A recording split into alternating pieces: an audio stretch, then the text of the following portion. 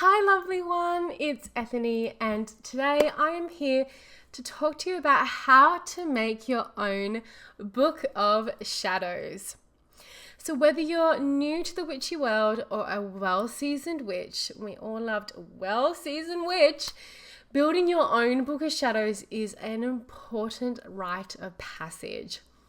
The thing is, I've seen many switched on, initiated witches get so daunted or overwhelmed by creating their own book of shadows, they keep putting it off and potentially forever. But it does not have to be that way.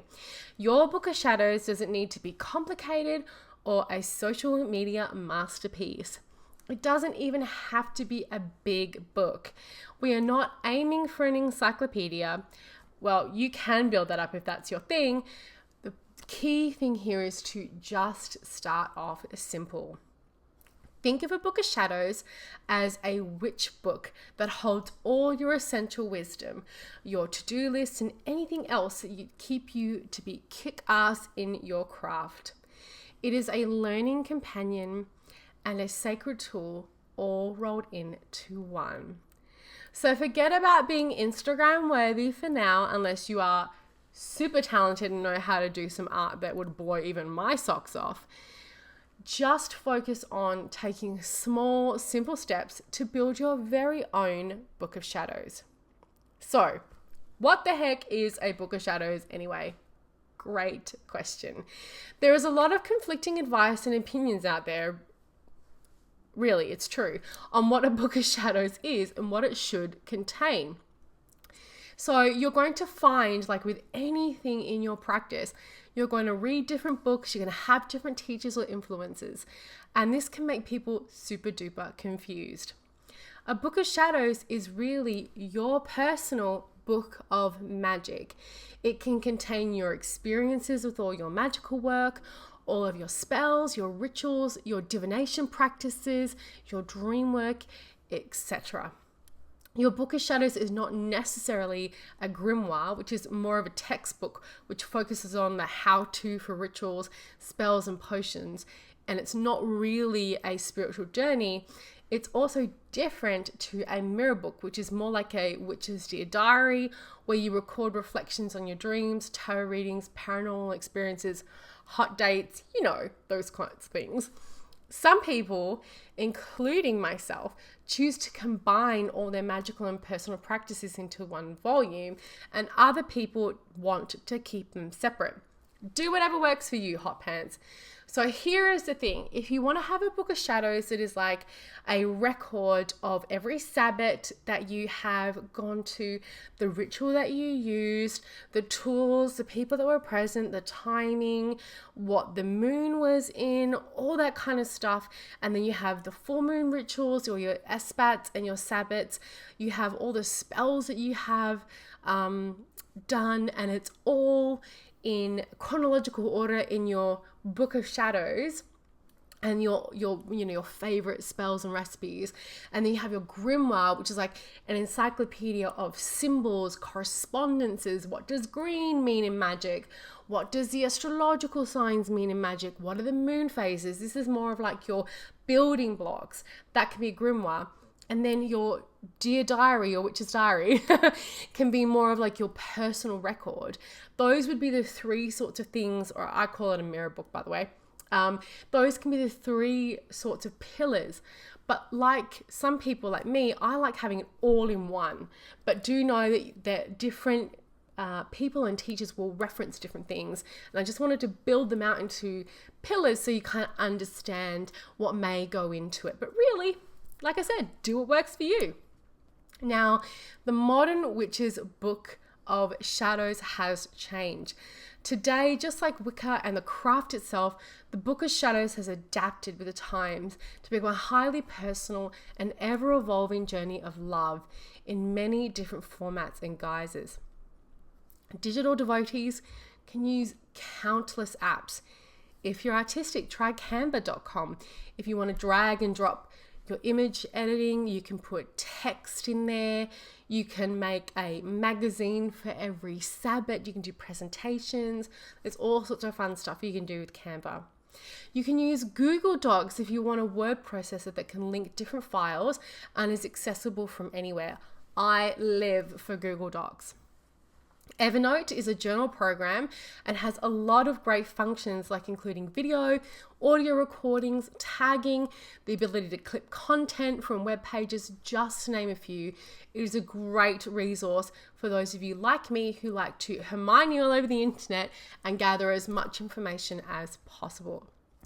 If you're a writer who has a passion for sharing your learnings, you could start a blog or an Instagram account. There are some fantastic ones out there that have little snippets of information that are very visually beautiful.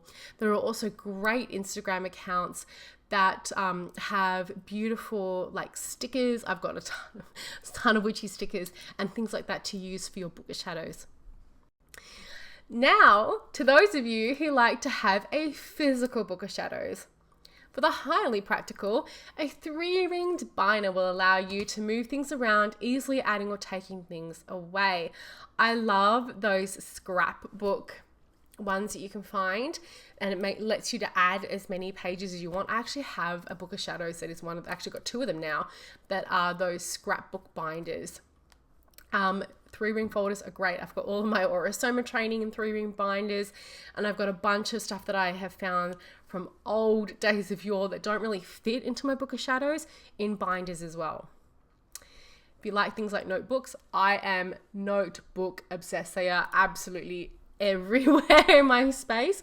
You can try a little lined notebook or a moleskin, or one that has, bullet dots like the bullet journal ones, and then grids and watercolor paper. The sky is the limit these days with the amazing things that notebooks can do.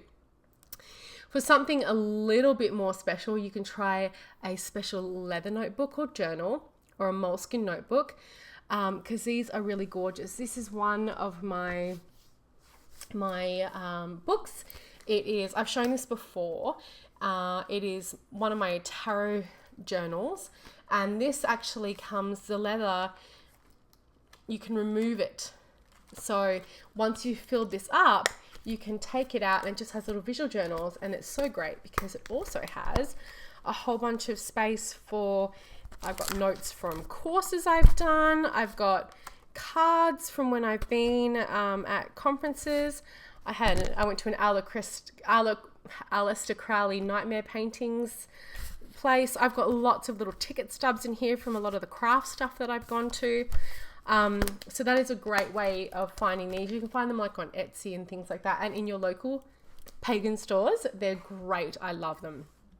I have sketchbooks from art stores. They are so great if you want to get one of those ring binder ones like this, or you want a visual journal. They are wonderful. You can get different sizes, and you have really good thick paper in those, so you can use ink pens and paints and all sorts of fun stuff. Or you may also like a beautiful already made book of shadows that you can order online or in specialty stores.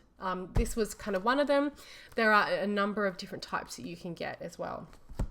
So I wanted to address something that happens a lot, and even I suffer from this because I am a Virgo rising. I sometimes suffer from perfection paralysis.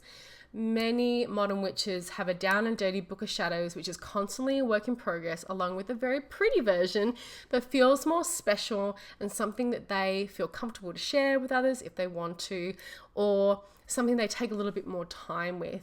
So I love to physically write everything down, but remember, it doesn't need to be perfect. It is a reflection of your spiritual journey, not anybody else's. And if you only have time to do a little bit of work on your book of shadows every now and then go for it.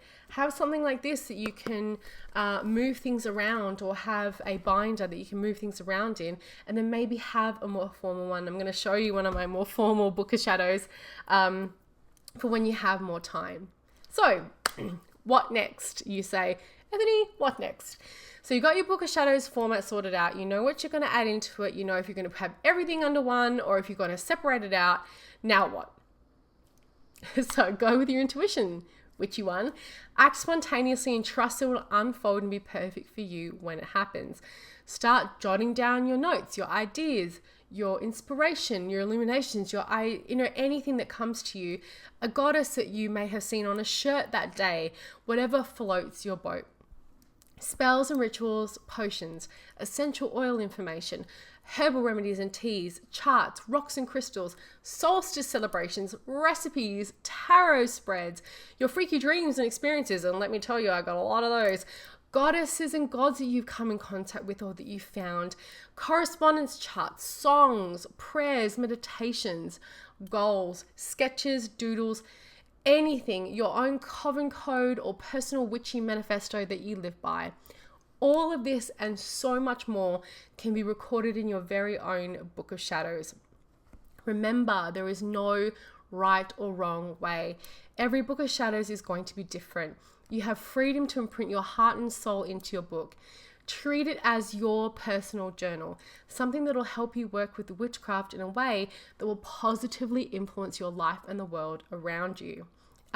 There is a Book of Shadows by Lady Sheba that is available. You can see Scott Cunningham's Book of Shadows in this book, if I can get it out. So in Wicca, which we have covered in the Awakened Soul Coven book club, it has a grimoire at the back. So he talks about the magical herbal grimoire. There's recipes for incense, rituals and chants, words to the wise. There is so much information that you can help if you really need a little bit more structure. There are books of shadows online that you can find if you want to find a little bit of information. It depends on if you're like a more spontaneous person or you're more into structure.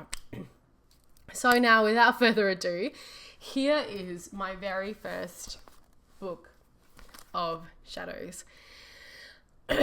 Now, I started this when I was 15 years old, and I'm just going to make sure that I'm getting this in the frame. Yep. I started this when I was 15 years old. Can you believe it? It is the first record of my magical craft. It allowed me to have a visual representation of the rituals I performed, and also it holds the building blocks for writing many of my own spells. So now I'm going to show you a couple of things in my Book of Shadows. So this was an old visual diary, and I cut it off. It was like really, really long. So that's kind of, I sprayed that with glitter paint, of course. And then my contents page, and I made all of this paper myself. What else have we got? My self-dedication, which I'm not going to show. Correspondences. So, Saturday, planet Saturn, all that kind of stuff. My initiation, again, which I'm not going to show. Spells. Oh my gosh, you can tell I was 15. Do you like me spell? There is so much in this book. There are more photos of this over on the blog over on ethany.com, and I will pop a link in the description below. I did a lot of detail crafting in this one.